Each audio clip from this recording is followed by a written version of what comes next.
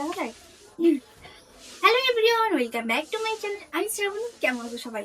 তো ফাইনালি আমাদের হচ্ছে লেট্রিন যাওয়ার ব্রিজ তৈরি হয়ে গেছে।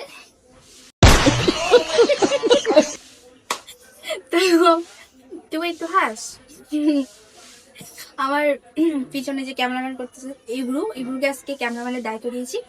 তো আমাদের ফাইনালি লেট্রিন যাওয়ার ব্রিজ তৈরি হয়ে গেছে। আমরা অনেক দিন থেকে কষ্ট করে লেট্রিন যাচ্ছি। চলো দেখা এদিকে দেখা হচ্ছে। তো এটা হচ্ছে আমাদের লেফটিং যাওয়ার ব্রিজ।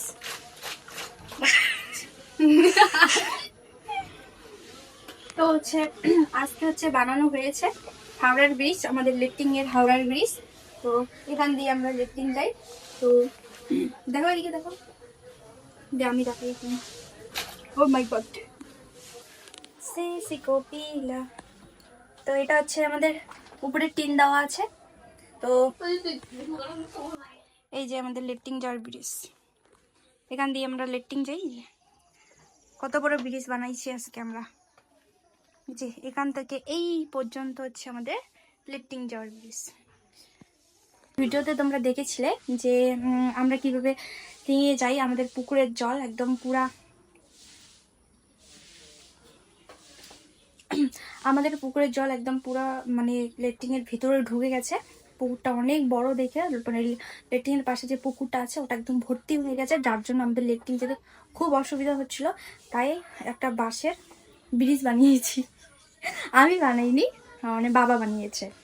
তো এই যে এখানে পুরা দেখতে পাচ্ছ, এখানে একদম পুরা ভর্তি জল। আর এই জল মানে এটা তো ছিল না, এই মানে এটা যখন বানানো হয়নি বাঁশের ইসেটা, তখন আমরা পার হয়ে একদম দৌড়ে মানে লাফায় লাফায় লাফায় যাইতাম, লিফটিংয়ে ঢুকতাম। আর এখন তো ওই যে আজকে এই ব্রিজটা দিয়েছি, কারণ খুব অসুবিধা হয়ে যাচ্ছিল।